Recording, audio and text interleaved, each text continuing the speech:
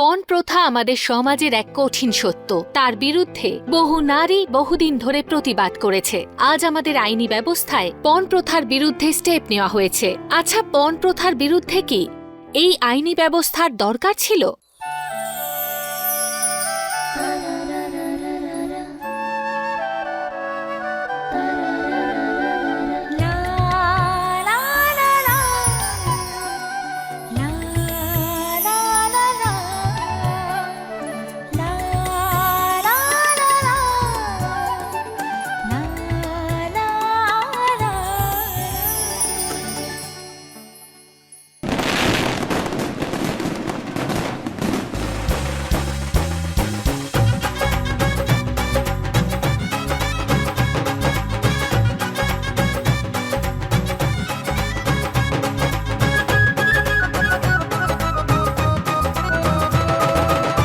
মা, তুমি এইভাবে ডান্স করছো কেন? তোমার লেগে যাবে যে। আরে বাবা, ওপরে দেখ, বাবা বলছে লতা শুধু মা হিসেবে ডান্স করো না, বাবার জন্য একটু ডান্স করো, কারণ আজকে আমাদের একমাত্র পুত্রের বিয়ে হচ্ছে।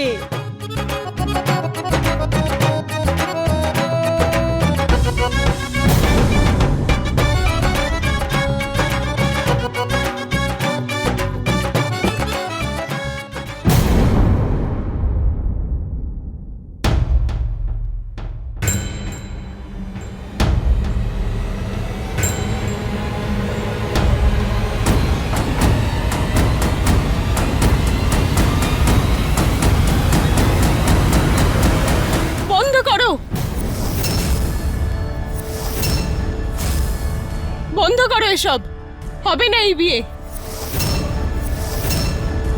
আর তুই নাম ঘোড়া থেকে নাম বলছি।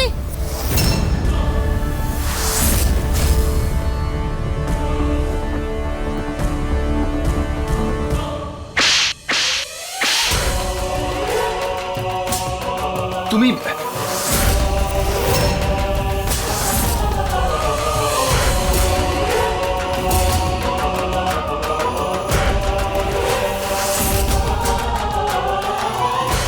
তোর মা অনেক কিছু নিয়েছিস আমাদের থেকে। এবার শুধু আমি বলবো আর আপনারা সবাই শুনবেন। মা, তুমি মা বলে ডাকবেন না আমায়। মেয়েরা তো বাড়ির সম্মান হয়, যে নিজের বাবা মাদের ছেড়ে বিয়ের পর তার স্বামীর ঘরে যায়।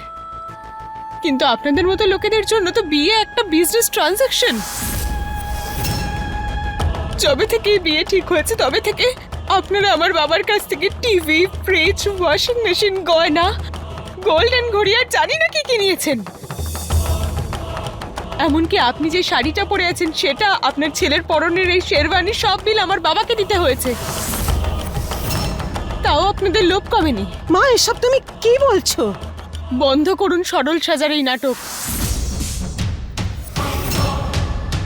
এরা আমার বাবাকে হুমকি দিয়েছে, যদি নতুন বরকে 1 কোটি টাকা দিয়ে বরণ করা না হয় তাহলে এই অর্জুন বিয়ে করার জন্য মণ্ডপে বসবে না।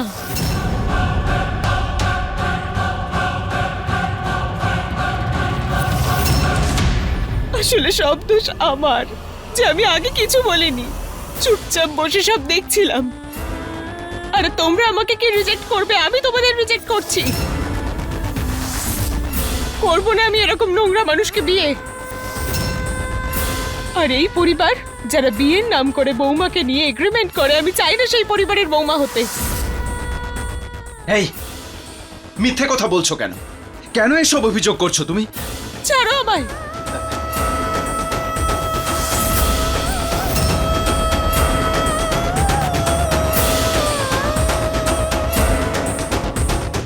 কি বলছে কি হায় ও? ভগবান, এই যুগে এরকম মানুষও আছে?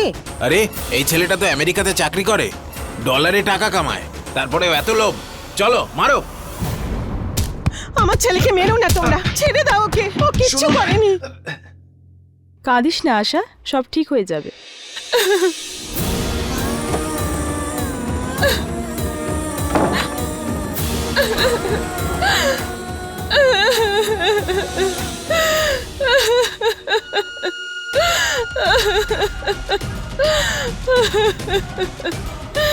আউট। কি হয়েছে আশা?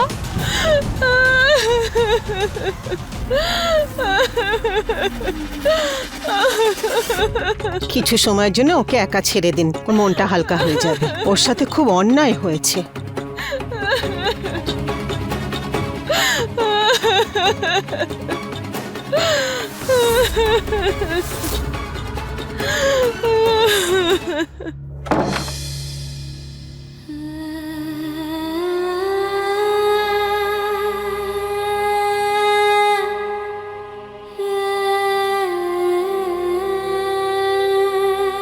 সব সর্বনাশ হয়ে গেল। আমাদের পরিবারের সব সম্মান মাটির সাথে মিশিয়ে দিয়েছে আশা। জানি না তোর উপরে কেন ভুলভাবে দোষারোপ করছে। মা মা তুমি কেঁদো না প্লিজ। মা তুমি যদি কাঁদো তাহলে তুমি আরো অসুস্থ হয়ে পড়বে। প্লিজ কেঁদো না আমার দিব্যি, প্লিজ মা। মা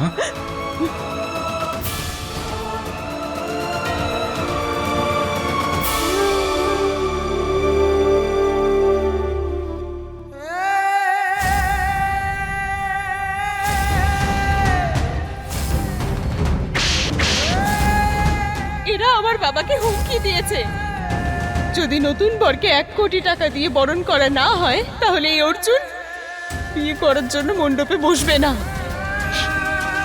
কি হয়েছে তো? মা আমি এমনটা আমাদের সাথে কেন হলো মা? সব ঠিক হয়ে যাবে বাবা।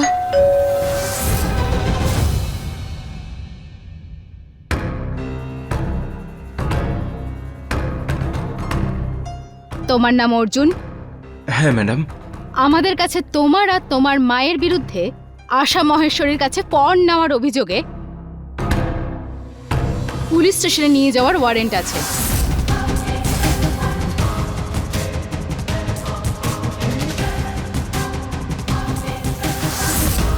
ইন্সপেক্টর আপনি এসব কি বলছেন কি? আমরা কোনো দেনা পাওনার কথা বলিনি, ওরাই আমাদের ফাঁসিয়েছে। মিথ্যে বলছে ওরা। আর তোমরা দুজন সত্যি বলছো। তাহলে বলো, একটা মেয়ে তার বিয়ের দিনে মিথ্যে কেন বলবে? ইন্সপেক্টর সেটাই আমরা বুঝতে পারছি না। আমার ছেলে ঠিক বলছে। তোমাদের মতন মানুষদের জন্যই তো পুলিশ আছে। থানায় চলো, এতটাই যত্ন করব যে আর কিছু চাইতে ভুলে যাবে। নিয়ে চলো। ইন্সপেক্টর আমরা এসব কিছুই করিনি। আরে আমার আমরা এসব ছেলে ঠিক করিনি স্যার। বলছে। মা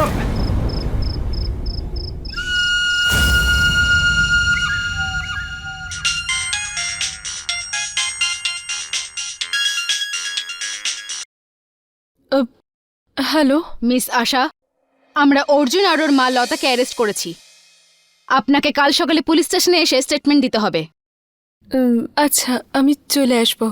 আর থ্যাংক ইউ সো মাচ আমাকে সাহায্য করার জন্য।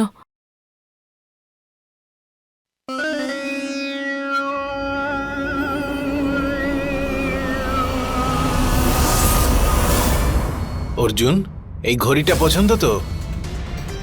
যদি তোমার এই ডিজাইনটা পছন্দ না হয় তাহলে পাল্টাতেও পারি। ঘড়ি তো খুবই ভালো, কিন্তু এত দামি একটা গিফট আমি কিভাবে নেব? আরে বাবা, এটা আমি তোমার জন্যই কিনেছি, রাখো এটা। দেখুন, আপনি তো প্রথমেই আমাদের টিভি, ফ্রিজ কত কিছু দিয়েছেন। আমরা তো শুধু মেয়ে চাইছি, আর কিচ্ছু নয়। আশা এই বাড়ির একমাত্র মেয়ে, আর ওর বিয়ে আমরা খুব ধুমধাম করে দিতে চাই।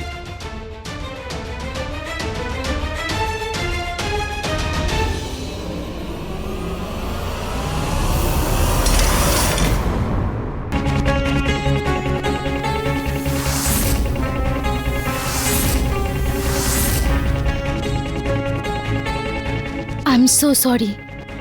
ইটস ওকে বৌদি, আপনার কোথাও লাগেনি তো? না, আমি ঠিক আছি। ঠিক আছে দাদা, আজকে আমরা আসি। বাড়িতে ডেকোরেটরের লোক আসবেন। আসছি আঙ্কেল। ভালো থাকো বাবা, সুখে থাকো।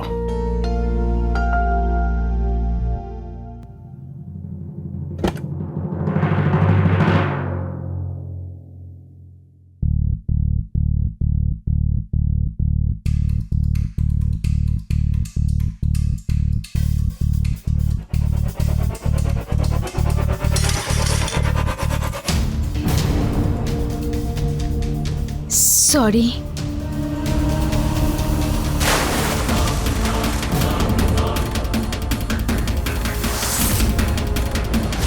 এবার দেখতে পেয়েছো?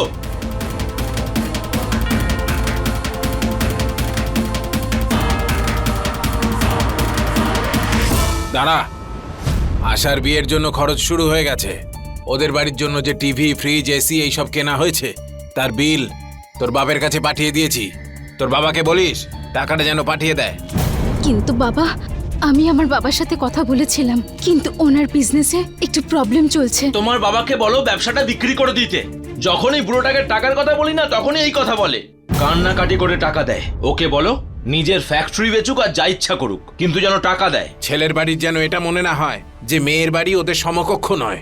আমাদের দিক থেকে দেনা পাওনায় কোনো খামতি রাখবো না। কিন্তু বাবা, ওনারা তো কোনো রকম দামি গিফট চাইনি, কোনো পণ চাইনি, তাহলে এইসব খরচা কেন?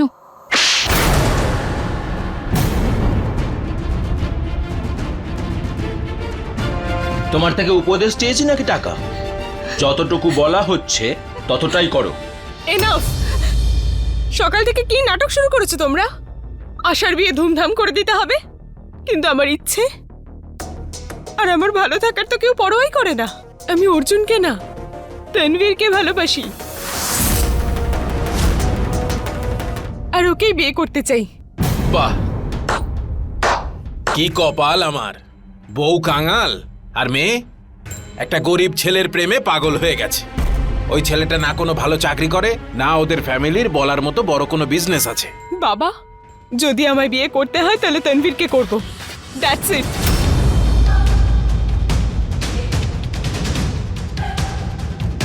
ও এভাবে শুনবে না।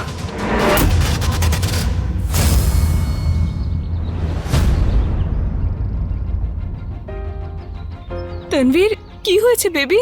তুমি জানো না কি হয়েছে? আমি কি জানবো কি হয়েছে বলো। তোমার বাবা আমার নামে প্রিন্সিপালের কাছে কমপ্লেন করেছে আমি নাকি তোমাকে বিরক্ত করি। বাবা না, শুধু চাই আমি যেন তোমার থেকে দূরে চলে যাই, সেজন্য এসব করছে। যদি উনি কমপ্লেনটা তুলে না নেন তাহলে আমাকে কলেজ থেকে বার করে দেবে। নেক্সট উইকে আমার এক্সাম আছে, প্লেসমেন্ট তো দূরের কথা, চাকরি পাবো না আমি। আমি তোমার কিচ্ছু হতে দেব না। আমি যদি ওনার কথা শুনে নিই তাহলে বাবা তোমার এগেইনস্টে কমপ্লেনটা উঠিয়ে নেবে। কি বলছো? তুমি অর্জুনকে বিয়ে করবে? Of course not baby. সি, কিছুদিন পরেই আমাদের ফাইনাল এক্সামস। একবার এক্সাম হয়ে গেলে বাবা আমাদের কিচ্ছু করতে পারবে না, আর ততদিন শুধু আমাকে ওনার কথা মেনে চলার নাটক করতে হবে, আর তারপরে আমরা দুজন বিয়ে করে নেব। Trust me.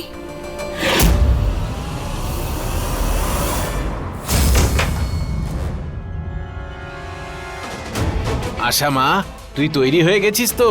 বরযাত্রী এখনই চলে আসবে।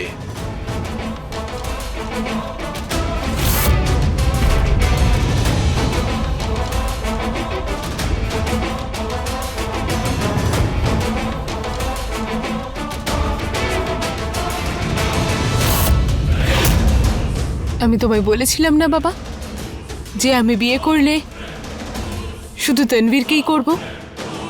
তোর এত বড় সাহস, তুই বিয়ে করে নিয়েছিস? আর তুই? বাবা, বাবা শান্ত হও, নয়তো তোমার জন্যই সিন ক্রিয়েট হবে। সম্মান তো তুই আমাদের নষ্ট করেই দিয়েছিস। অর্জুন বরযাত্রী নিয়ে আর কিছুক্ষণের মধ্যেই চলে আসবে। হ্যাঁ, তো বলে দাও ওদের যে আমি আমার মেয়ের কথা শুনিনি, তার শাস্তি আপনাদের সবাইকে পেতে হচ্ছে। বাহ, খুব ভালো করেছিস তুই আশা। এক তো তুই এত বড় অন্যায় করেছিস, তার উপর কথাও বলছিস। তুই শুধু আমাদের বদনাম করিসনি, বরবাদ করে দিয়েছিস। তুই কি কল্পনা করতে পারছিস তোর বিয়েতে কত টাকা খরচ হচ্ছে? আর তুই তুই এর সাথে বিয়ে করলি? এর না তো কোনো চাকরি আছে আর না কোনো ব্যাংক ব্যালেন্স। দাদা, বাবা, প্লিজ কাম ডাউন। দেখো, আমার কাছে একটা আইডিয়া আছে, যাতে না আমাদের বদনাম হবে, না আমাদের সব শেষ হবে। ইনফ্যাক্ট আমরা যা টাকা খরচা করেছি সেটাও আমরা ফেরত পাবো।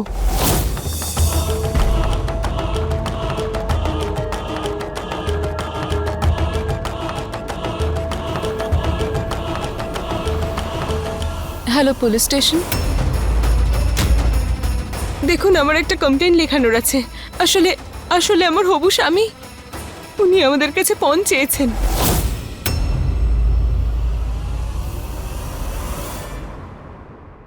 কি করছো আশা?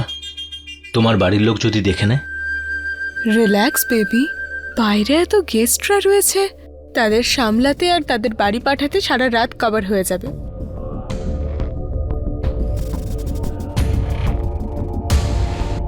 এসব আমার ভালো লাগছে না।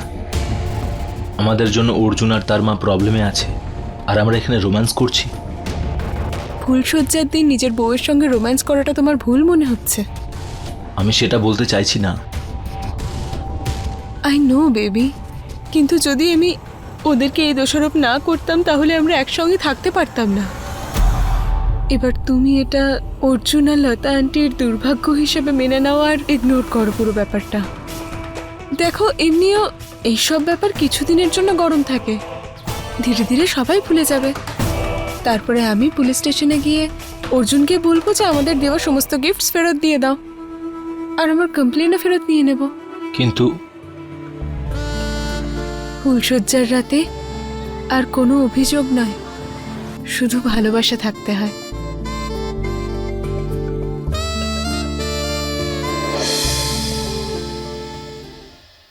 আশা মা, আশা মা, বাবা,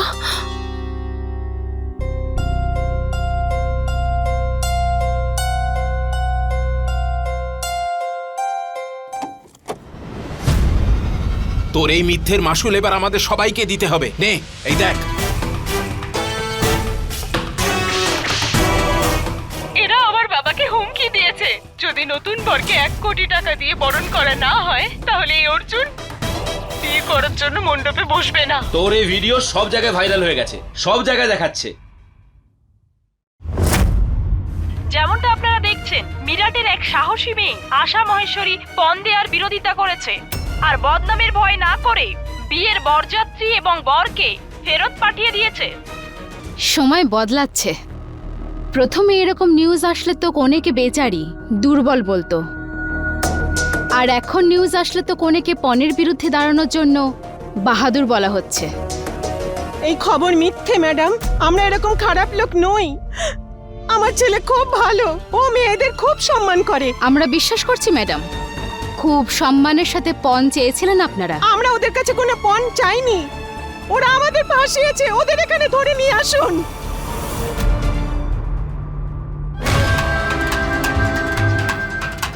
এই মেয়েটা, তুমি আমাদের এইভাবে কেন ফাঁসালে? আমার ছেলেকে কেন মিথ্যে দোষারোপ করলে? বলো। শান্ত হন। বলো তুমি।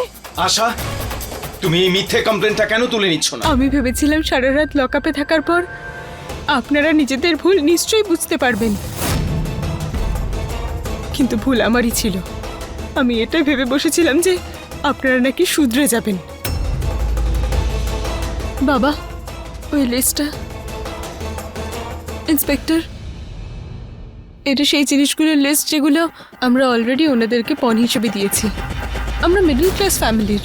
আপনি প্লিজ এই সমস্ত জিনিস ওনাদের থেকে আমাদের ফেরত এনে দিন। ও মিথ্যে বলছে ইন্সপেক্টর, ওদের থেকে কোনো পণ চাওয়া হয়নি। অফিসার, আপনি ওনাদের বাড়ির তল্লাশি নিন। এই সব কিছু, washing machine, fridge, microwave, gold watch, এই সব কিছু আপনি ওখানেই পাবেন। আপনি আমাদের বাড়ি থেকে সবকিছুই পাবেন, কিন্তু সেগুলো আমরা পণ হিসেবে নিইনি, বরং ওরাই আমাদেরকে দিয়েছে। আমরা তো ওদের বারণ করেছিলাম যে আমরা কিচ্ছু চাই না, কিন্তু ওরা আমাদের জোর করে এসব দিয়েছে। বা ম্যাডাম, কি ভালো অজুহাত দিচ্ছেন আপনারা। কালকে কোনো মার্ডারার্স আমাদেরকেও বলবে যে ওরা খুন করেনি, ভিকটিমসরাই ওদেরকে রিকোয়েস্ট করেছিল যে আমাদেরকে মেরে দাও। আপনারা বাড়িতে যান, এই সব কিছু আমরা ওনাদের বাড়ি থেকে ফিরিয়ে নিয়ে আসবো। Thank you. চল মা, বাড়ি চল। না না, এই তোমরা দাঁড়াও, তোমরা দাঁড়াও। ইন্সপেক্টর, ইন্সপেক্টর, ওদের ধরুন, ওরা আমাদের ফাঁসিয়ে দিয়েছে। ওদের যেতে দেবেন না। মা মা মা মা, তুমি শান্ত হও। মা।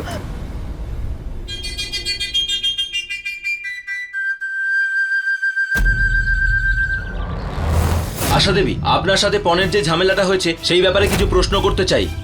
আমাদেরকে এটা বলুন যে এত বছর ধরে এই প্রথার বিরুদ্ধে রুখে দাঁড়ানোর সাহস কোথা থেকে পেলেন আপনি? শক্তি তো সব মহিলার মধ্যেই আছে, প্রয়োজনে সেই শক্তি শুধু জাগাতে হয় আর অপরাধের বিরুদ্ধে রুখে দাঁড়াতে হয়। ম্যাম, আপনার এই বাহাদুরির চর্চা শুধু ইউপিতে নয়, গোটা দেশে হচ্ছে। বড় বড় ফিল্ম স্টার অ্যান্ড পলিটিশিয়ান সবাই আপনাকে এখন বাহবা দিচ্ছেন। এ ব্যাপারে আপনি আর কিছু বলতে চান? আমি শুধু ওনাদের সবাইকে ধন্যবাদ জানাতে চাই, কারণ আজ ওনাদের সাপোর্টের জন্যই আমাদের দেশের লাখ লাখ মেয়েরা অপরাধের বিরুদ্ধে লড়াই করতে পারে। আশা দেবী, না না, একটা ব্যাস ব্যাস প্রশ্ন- ব্যাস, আজকের জন্য যথেষ্ট, এবার ছেড়ে দিন। ম্যাডাম না না না, ব্যাস ব্যাস ব্যাস, আজ নয়, আবার পরে হবে। আর যা জানার পরে জানবেন।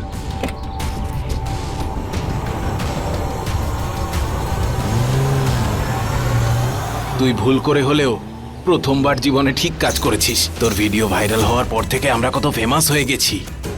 আমার বিজনেস ভেন্ডাররা আমাকে ফোন করে তোর নামে কত প্রশংসা করে, আর তোকে সাহায্য করার জন্য আমাকে ভালো ভালো বিজনেস ডিল দেয়। ওয়াও বাবা, আমি তো ভাবতেই পারিনি যে এরকম কিছু হতে পারে।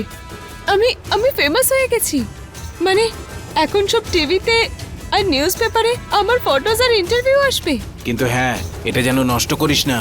আর হ্যাঁ, তুই ওই তানভীরের কাছে খবরদার যাবি না, কারণ মিডিয়ার লোকেরা যদি একবার জানতে পারে যে তুই মিথ্যে কথা বলেছিস, তাহলে যেভাবে রাতারাতি তোকে মাথায় তুলেছে সেভাবে রাতারাতি তোকে পথেও নামিয়ে আনবে। পণ প্রথা আমাদের সমাজের এক কঠিন সত্য। বহু বছরের প্রচেষ্টার পরেও আমরা সম্পূর্ণভাবে এটাকে বন্ধ করতে পারিনি। এই জন্য আজও আমাদের সমাজে ডাউরি প্রহিবিশনের আইন এতটাই শক্ত যে একজন মহিলার কথাতে ছেলে এবং তার পরিবারের সবাইকে জেলে বন্দী করা হয়। কিন্তু এই আইন ব্যবস্থা পণ প্রথায় বিপর্যস্ত মহিলাদের জন্যই হয়েছে। নমস্কার, আমি সুধা চন্দ্রন, আর আপনারা দেখছেন ক্রাইম অ্যালার্ট। বাড়িতে পুলিশ এলে পাড়া প্রতিবেশীদের কাছে বদনাম হওয়া খুব স্বাভাবিক। কিছুদিন জেলে থাকার পরে অর্জুন আর তার পরিবারকে কি কি সহ্য করতে হবে আসুন দেখা যাক।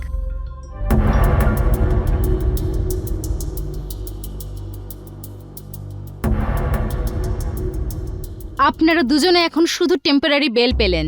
যতদিন এই কেস চলবে আপনারা দুজনে এই শহর ছেড়ে কোথাও যাবেন না। ইন্সপেক্টর, আমি আমেরিকাতে চাকরি করি। আমি তাড়াতাড়ি ফিরতে না পারলে আমার ভিসা ক্যান্সেল হয়ে যাবে। এই কথাটা পণ চাওয়ার আগে ভাবা উচিত ছিল। আমার ছেলে নির্দোষ, ওর উপরে মিথ্যে দোষারোপ করবেন না। পুলিশ ইন্সপেক্টরের সাথে এইভাবে কথা বলার জন্য আমি আপনাকে গ্রেফতার করতে পারি। Sorry inspector. মা, তুমি প্লিজ শান্ত হও। হ্যাঁ, মানছি আপনি পুলিশ।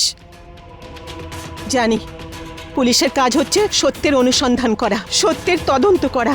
আমি জানি এই দেশে মেয়েদের উপরে অনেক অত্যাচার হয়, কিন্তু আমার ছেলে খুব ভালো। ও আজ পর্যন্ত কোনো মেয়েদের সামনে গলা উঁচু করে কথা পর্যন্ত বলেনি, আর আজকে ওর উপরে মিথ্যে অজুহাত দেওয়া হচ্ছে। আপনি প্লিজ শান্ত হন আর বাড়ি যান। এই কেসের তদন্ত করাও হবে আর কার্যকলাপও হবে। আমাদের আপনাদের আবার যখন প্রয়োজন হবে আমরা ডেকে নেব। হ্যাঁ, চলো মা।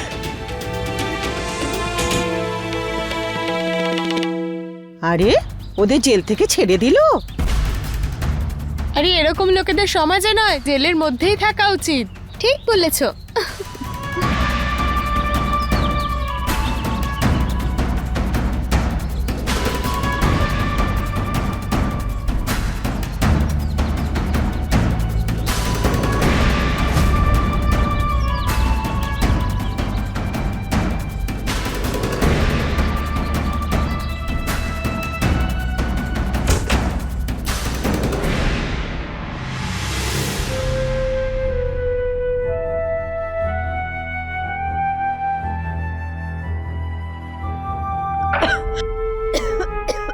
মা, এসো এখানে বসো। বসো তো, বসো বসো বসো। দাঁড়াও, আমি জল নিয়ে আসছি। এই নাও জল। মা, আমি বুঝতে পারছি ঘরটা কয়েকদিন বন্ধ ছিল তো, তাই ধুলোবালির জন্য তোমার আস্তমা বেড়ে যাবে, তাই আমি একটু পরিষ্কার পরিচ্ছন্ন করে দিই। না বাবা, তোরও তো অনেক কষ্ট হয়েছে।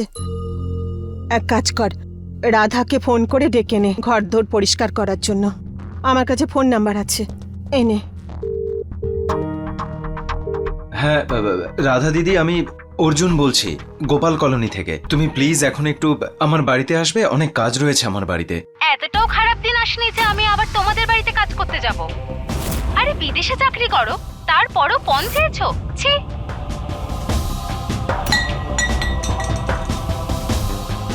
অর্জুনের বাবা, এসব কি হয়ে গেল? আমাদের পরিবারের সম্মান আজ মাটির সাথে মিশে গেছে।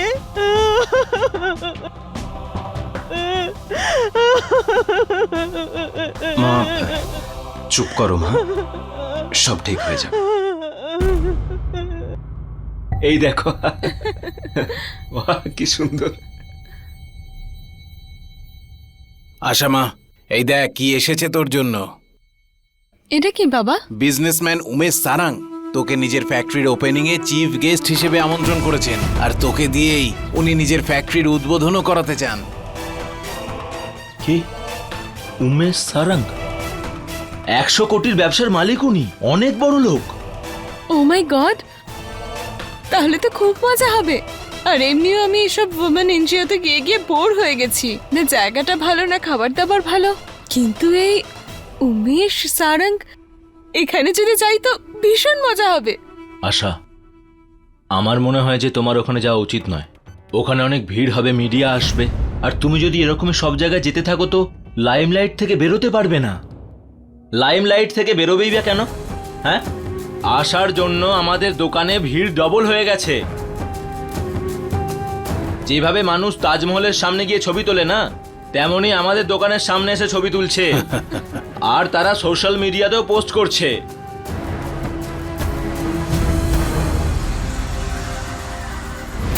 আর আমার কি?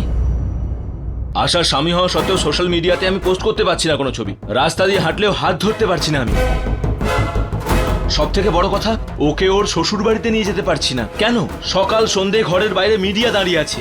আশা, তুমি এই সব কিছু এই জন্য করেছিলে না, যাতে আমরা একসাথে থাকতে পারি? আর যদি তুমি এই লাইমলাইট থেকে না বেরোতে পারো? তানভীর, বিয়ের পর থেকে তুমি এই বাড়িতে ঘর জামাই হয়ে আছো, আর কিভাবে থাকতে চাও তুমি? প্রথমবার আমার বাড়ির লোক আমার জন্য এত কিছু পাচ্ছে, তাহলে পেতে দাও।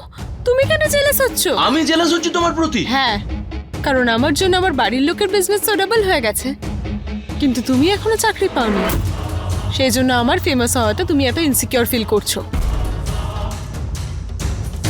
আমি ইনসিকিউর হচ্ছি না আশা, আমি তোমার সাথে থাকতে চাই, কিন্তু এই কথাটা তুমি বুঝতে পারবে না। তাই যা তোমার করতে ইচ্ছা হয় করো।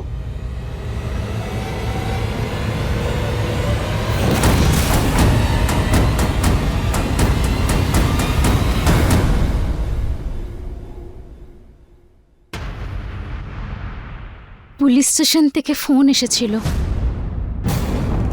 ওই অর্জুনকে যে দামি গিফট দেওয়া হয়েছিল, পুলিশরা ওগুলোকে ফিরিয়ে নিয়ে এসেছে। তাই নেওয়ার জন্য আমাদেরকে ডেকেছে। ভালোই হলো, ঘরের আমদানি ডবল হয়ে গেল, আর আগে যা খরচ হয়েছিল সেই টাকাটাও ফিরে এলো। তাহলে এখন তো তুমি তোমার কমপ্লেন ফিরিয়ে নেবে। ওই অর্জুন আর ওর বাড়ির লোকের ব্যাপারে সাংবাদিকরা অনেক কথা বলছে। তোমার তো খুব চিন্তা হচ্ছে অর্জুনের জন্য। অত চিন্তা হলে ওর বাড়িতে গিয়ে থাকো না।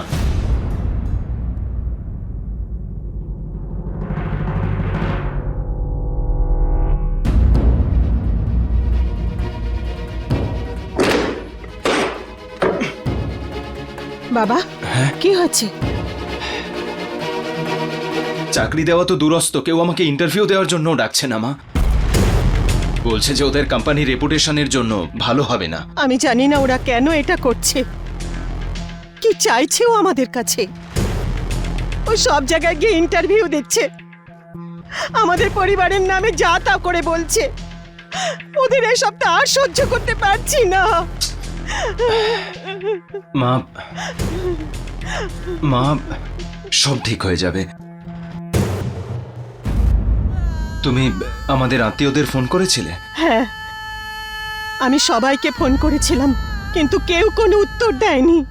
কেউ পুলিশ, কোর্ট এসবের সামনে আসতেই চাইছে না। আমি বুঝতে পারছি না এসব কি করে ঠিক হবে।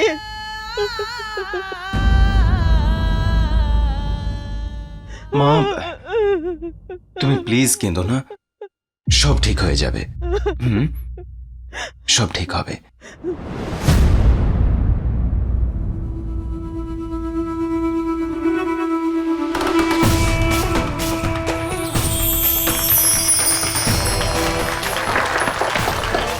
থ্যাংক ইউ সো মাচ আশা দেবী এখানে আসার জন্য। আরে না না, থ্যাংক ইউ আমাকে ইনভাইট করার জন্য। আপনি এত বড় বিজনেসম্যান, আপনার ফ্যাক্টরি ইনগ্রেশনের জন্য বড় বড় পলিটিশিয়ান বা হিরো হিরোইনরা আসে, আর এখানে আপনি আমায় ইনভাইট করেছেন। আরে আশা দেবী কোনো হিরোইনের থেকে আপনি কম কিসের? আপনি যে রিয়েল লাইফের হিরো। আশা দেবী, যেদিন থেকে আমি প্রথমবার আপনার ইন্টারভিউ দেখেছিলাম সেদিন থেকেই আমি আপনার ফ্যান। আপনি শুধু সুন্দরী নন, আপনি ভালো একজন লিডারও। এই প্রবলেমগুলো সবার সামনে এভাবে বলা সহজ নয়। I really respect you. Thank you so much. আচ্ছা, এবার আমি আসছি। But keep in touch. আপনার সাথে বন্ধুত্ব করে আমার সত্যি ভালো লাগলো। আচ্ছা। ড্রাইভারকে বলো ওনাকে বাড়িতে পৌঁছে দিতে। আরে না না, এর কোনো প্রয়োজন নেই, আমি চলে যেতে পারবো। আরে আশা দেবী, আপনাকে একটু সাহায্য করতে পারলে আমি ধন্য হব। প্লিজ।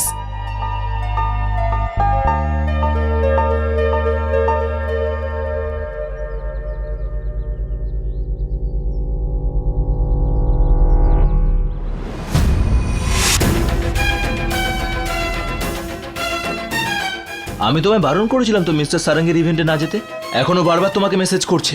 তানভীর, শুধু উমেশ সারাং না, অনেক বড় বড় লোক আমাকে মেসেজ করে, আমাকে পছন্দ করে, ওনারা আমার ফ্যান। আর আমি সত্যি হাঁপিয়ে গেছি তোমার এই জেলাসিতে।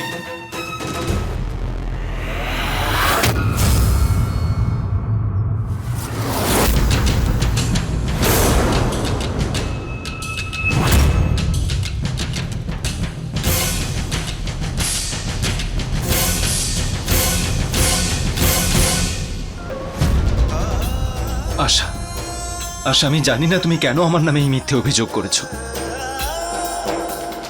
আমি জানি না যে তুমি কেন এসব করছো, কেন আমার লাইফটা শেষ করে দিতে চাইছো তুমি। কিন্তু আশা প্লিজ, এসব অভিযোগ তুমি তুলে নাও প্লিজ। আশা প্লিজ, এসব বন্ধ করে দাও না। আমি আর আমার মা আর সহ্য করতে পারছি না। অর্জুন প্লিজ উঠে দাঁড়াও, এখানে সিন ক্রিয়েট করো না, এসো আমার সাথে। প্লিজ।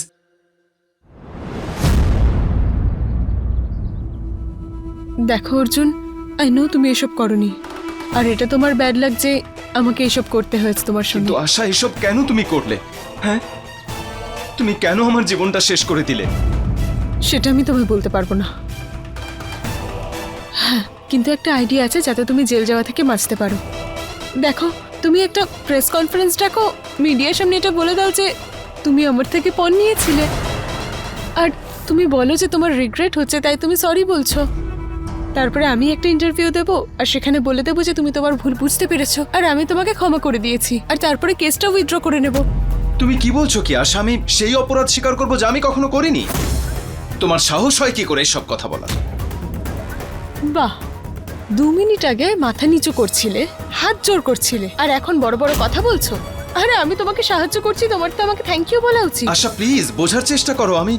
আমি এসব করতে পারবো না। আমার পরিবারের সম্মান সব ধুলোয় মিশে যাবে। বাঁচার জন্য সম্মান আছে কোথায় তোমাদের কাছে? আর তুমি যত খুশি চেঁচিয়ে বলো, কেউ তোমার কথা বিশ্বাসও করবে না। বাকিদের কথা বাদ দাও, তোমাদের আত্মীয়রাই তোমাদের কথা বিশ্বাস করবে না। আশা প্লিজ, এই কেসটা তুমি তুলে নাও। আশা শোনো, তুমি ওর সাথে ছেলে, তুমি ওর বন্ধু, প্লিজ ওকে বলো আমার জীবনটা আর নষ্ট না করে। প্লিজ ওকে বলো না একবারও ওই কেসটা যেন তুলে নেয় প্লিজ।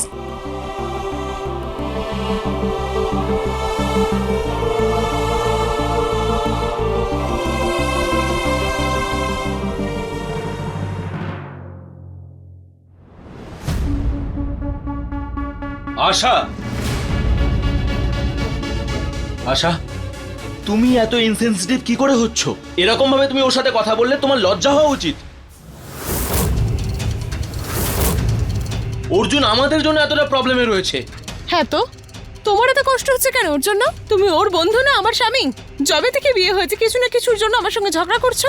একে তো তোমার কাছে কোনো কাজ নেই, আমার ফেম আর আমার টাকায় তুমি চলছো, আর তারপরে আমাকেই কথা শোনাচ্ছ। আশা, তুমি ফেমে পাগল হয়ে গেছো। অর্জুনকে দেওয়া সমস্ত গিফট চলে এসছে বাড়িতে, এমনকি জুয়েলারিও। তা সত্ত্বেও এই কেস বন্ধ করার বদলে তুমি আমার সাথে থাকার বদলে তুমি ইন্টারভিউয়ের পর ইন্টারভিউ দিয়ে যাচ্ছ। ব্যাস, খবরদার আমার মেয়ের সঙ্গে এইভাবে কথা বলবে না। যদি আশার ফেমাস হওয়ায় তোর এতই সমস্যা, তাহলে চলে যায় এখান থেকে। ঠিক বলেছো আশা, এই রকম একটা মানুষের সাথে তো সারা জীবন থাকার কোনো প্রয়োজন নেই, কারণ ও তোকে হিংসে করে। আমি হিংসা করছি আশাকে? তুমি কোনো মহান কাজ করে ফেমাস হওনি, দুজন নির্দোষ মানুষকে বদনাম করে তুমি ফেমাস হয়েছো। এই সমাজের সমস্ত মানুষ তোমাকে সাহসী প্রতিবাদী মেয়ে বলে না, এগুলো সব থেকে বড় মিথ্যে। আর যখন ওরা সত্যিটা জানতে পারবে তখন দেখবে তোমার সাথে কি হবে। আরে তুমি তো আমাকে এমন ভাবে কথা শোনাচ্ছ যেন এইসব কিছু আমি একা করেছি। যদি তুমি 2 টাকা ইনকাম করতে পারতে, বা তোমার বাড়ির লোকের কাছে টাকা থাকতো, বা তোমার কাছে একটা জব থাকতো, তাহলে আমার বাবা তোমার সঙ্গে বিয়ে করতে আমাকে বাধা দিত না। তাই আমায় কথা শোনানোর আগে যাও গিয়ে নিজের পায়ে দাঁড়ানোর চেষ্টা করো। মানছি আমার খামতি রয়েছে, কিন্তু সব থেকে বড় খামতি এটাই, তোমার মতো একটা নোংরা মেয়েকে আমি ভালোবেসেছি। আমি চলে যাচ্ছি। লোভ এমন একটা প্রক্রিয়া, একবার শুরু হলে সেটা ক্রমাগত বাড়ে।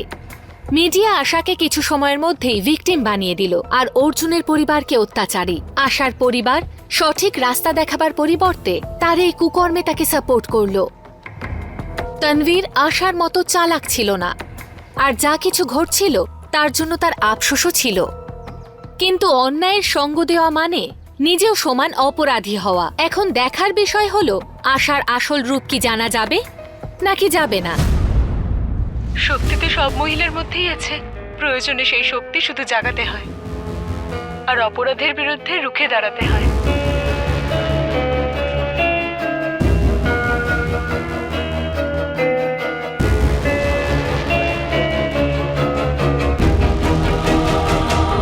অর্জুনের বাবা, তুমিই তো বলতে যে মিথ্যে কখনো লুকোতে নেই।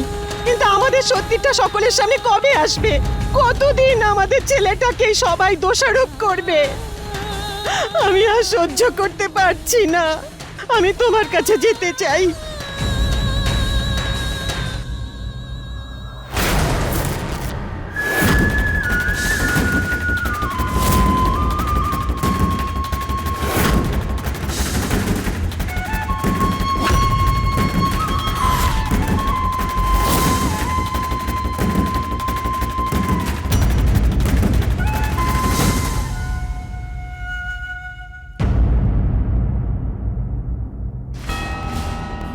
মা, তুমি এসব কি করছিলে? কি তুমি জানো যে আজকে সবাই আমাদের বিরুদ্ধে চলে গেছে, আর তুমিও এভাবে আমাকে ছেড়ে চলে যেতে চাইছিলে?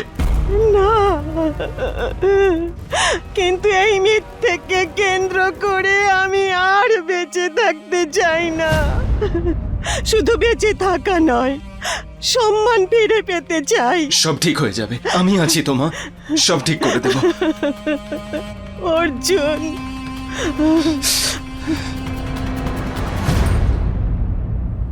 হ্যালো। হ্যাঁ, আমি আপনার সাথে দেখা করতে চাই। স্যার, আমি আশা মহেশ্বরীর ওপর মেন্টাল হ্যারাসমেন্টের কেস করতে চাই। হোয়াট? মিস্টার অর্জুন বানশাল, এই শহরের কোনো উকিল আশার বিরুদ্ধে আপনার কেস লড়ার জন্য রাজি হবে না, আর আপনি এদিকে ওনার বিরুদ্ধে মেন্টাল হ্যারাসমেন্ট কেস করার কথা ভাবছেন? কারণ এটাই সত্যি যে আশার ফ্যামিলি থেকে আমি কোনো পণের দাবি করিনি। স্যার, টিভি ফ্রিজ তো দূরস্থ, একটা পেন্সিলেরও দাবি করিনি আমি। কিন্তু তারপরেও আমাকে কত সহ্য করতে হচ্ছে, আমার পরিবারকেও সহ্য করতে হচ্ছে। আমার জব চলে গেছে, আমি অন্য কোনো জব পাচ্ছি না। আমাদের প্রতিবেশী, আমাদের আত্মীয় কেউ আমাদের সাথে সম্পর্ক রাখেনি। মিস্টার বানশাল, আমি আপনার সমস্যাটা বুঝতে পারছি, কিন্তু ইম্পর্ট্যান্ট এটা নয় যে আপনি পণ চেয়েছিলেন কি চাননি, বরং ইম্পর্ট্যান্ট এটা যে আপনি কি প্রমাণ করতে পারবেন।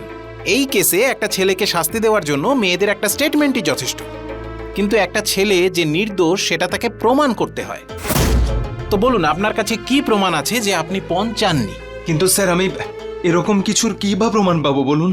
Exactly mister Bansal, this is my point. আপনি যে নির্দোষ সেটা আপনি কোনোদিনই প্রমাণ করতে পারবেন না। আমার কথা শুনুন, এই কেস লড়ার বদলে আশা দেবীকে গিয়ে বোঝান, ওনার সঙ্গে একটা বোঝাপড়া করে নিন, যাতে উনি এই কেসটা তুলে নেন। তুমি একটা প্রেস কনফারেন্স করো আর মিডিয়ার সামনে এটা বলে দাও যে তুমি আমার থেকে পণ নিয়েছিলে। শুধু বেঁচে থাকাই একমাত্র পথ নয়, সম্মানও ফিরে পেতে চাই। না স্যার, আমি ভুল করিনি, আমি মাথা নত করব না। হতে পারে আপনি এই দেশের আইনকে বিশ্বাস করেন না, কিন্তু আমি বিশ্বাস করি।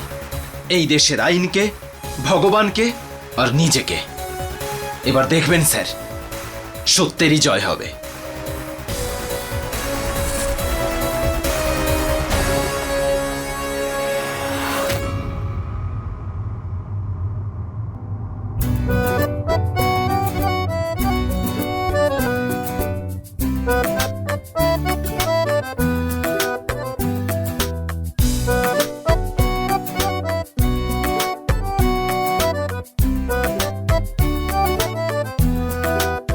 Wow, flowers, gifts. মনে হচ্ছে ফাইনালি তনবীর নিজের ভুলটা বুঝতে পেরেছে। যাকে দেরিতে হলেও তো বুঝেছে। শোন, এইসব গিফটস, ফ্লাওয়ার্স তানভীর নয়, উমেশ সারাং পাঠিয়েছে তোর জন্য। এই তনবীর টাউন নিজেকে কি ভাবে কে জানে। এতদিন এখান থেকে গেছে, একটাও এতদিনে ফোন করেনি। ভুলে যা ওকে, যে সামনে আছে তার দিকে মন দে। উমেশ সারাং অনেক বড় বিজনেসম্যান, তাকে বিয়ে করলে তোর লাইফ সেট হয়ে যাবে। নাম, টাকা, ফেম, সম্মান, প্রতিপত্তি সব থাকবে তোর কাছে। ব্রেকিং নিউজ, পণ প্রথার বিরুদ্ধে আন্দোলনকারী আশা মহেশ্বরীর বিয়ে শহরের নামি দামি বিজনেসম্যান উমেশ সারাংয়ের সাথে হতে চলেছে। আর 1 মাসের মধ্যে এই দুজন বিখ্যাত মানুষ বিয়ে করতে চলেছে। আর এনারা ধুমধাম করে বিয়ে করার পরিবর্তে সিম্পল কোর্ট ম্যারেজ করার সিদ্ধান্ত নিয়েছেন। আর বিয়ের জন্য জমানো টাকা পণ প্রথায় উৎপীড়িত মহিলাদের দেওয়ার সিদ্ধান্ত নিয়েছেন।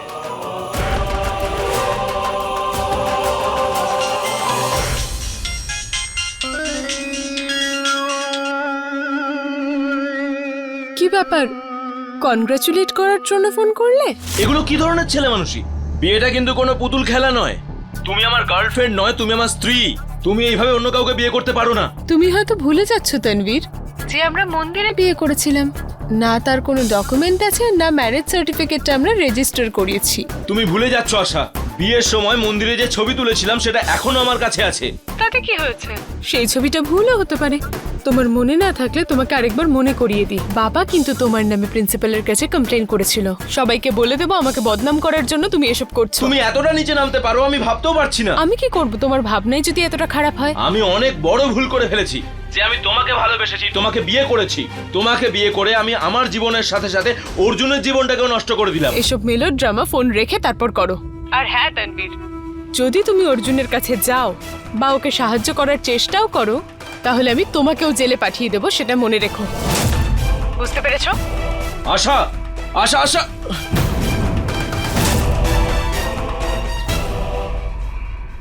এই নিন আপনাদের ম্যারেজ পেপারস।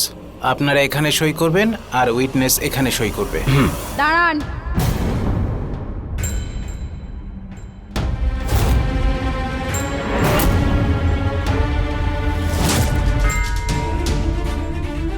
ইন্সপেক্টর, আপনি এখানে? আর এসব কি ব্যাপার অফিসার? আমার কাছে আশা মহেশ্বরী আর ওর ফ্যামিলির বিরুদ্ধে অ্যারেস্ট ওয়ারেন্ট আছে।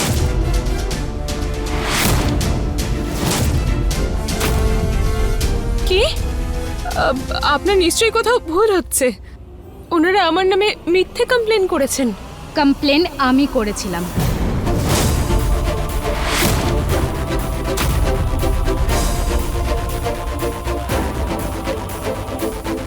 হ্যাঁ, এই কমপ্লেন নন্দিনী করেছে। আর নন্দিনী আমাকে আর পুলিশকে সবকিছু বলে দিয়েছে, যে তুমি আমাদের কেন ফাঁসিয়েছিলে। আর এটাও বলেছে কিভাবে তুমি আর তোমার পরিবারের লোকেরা এই বেচারিকে পণের জন্য দিনের পর দিন কষ্ট দিয়েছো। নন্দিনী মিথ্যে কথা বলছে ইন্সপেক্টর। ব্যাস, আর নয়। লতা আন্টি, আপনাদের সাথে যা কিছু হয়েছে খুব খারাপ হয়েছে, কিন্তু আমি আপনাদের কাছে সবসময় কৃতজ্ঞ থাকব। অর্জুন আমার কাছে সাহায্য চাওয়ার জন্য ফোন করেছিল আর সত্যি বলার জন্য সাহসও দিয়েছিল।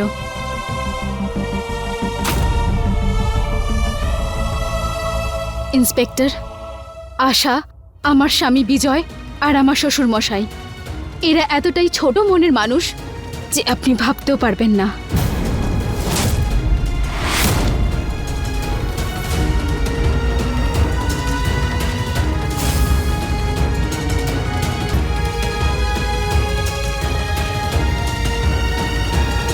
ইন্সপেক্টর, লতা আন্টি আর অর্জুন আমাদের থেকে কোনোদিনই পণ চায়নি, আর ওদের কাছে যা কিছু দামি জিনিস ছিল সেই সব বিল আমার বাবা মিটিয়েছে।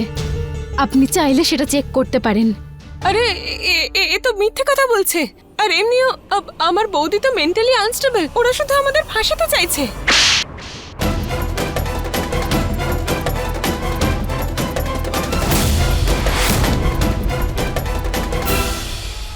এই পৃথিবীতে একজন মহিলার সম্মান পাওয়ার জন্যে সবকিছু কষ্টের জন্য অনেক লড়াই করতে হয়, কিন্তু সব থেকে বড় লড়াই হচ্ছে তোমার মতো মেয়ের সাথে মোকাবিলা করা, যে আমাদের মতো সত্যবাদী মানুষদের বিরুদ্ধে আইনকে মিথ্যেভাবে পরিচালিত করে। আশা, আমি তোমায় বলেছিলাম না এই লাইমলাইট তোমায় একদিন শেষ করে দেবে। হাওয়ালদার, অ্যারেস্ট করো ওনাদেরকে। ইন্সপেক্টর, আমরা নন্দিনী ভুল করছে। শুনুন, আমরা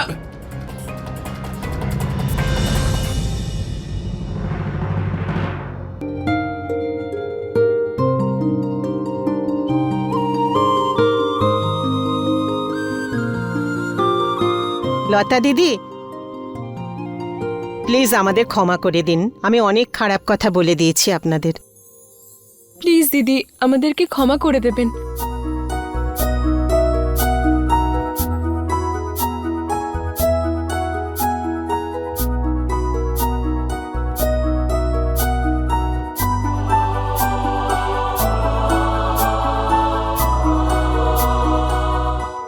পণ প্রথা আমাদের সমাজের এক কঠিন সত্য, যার বিরুদ্ধে বহু নারী প্রতিবাদ করে এসেছে।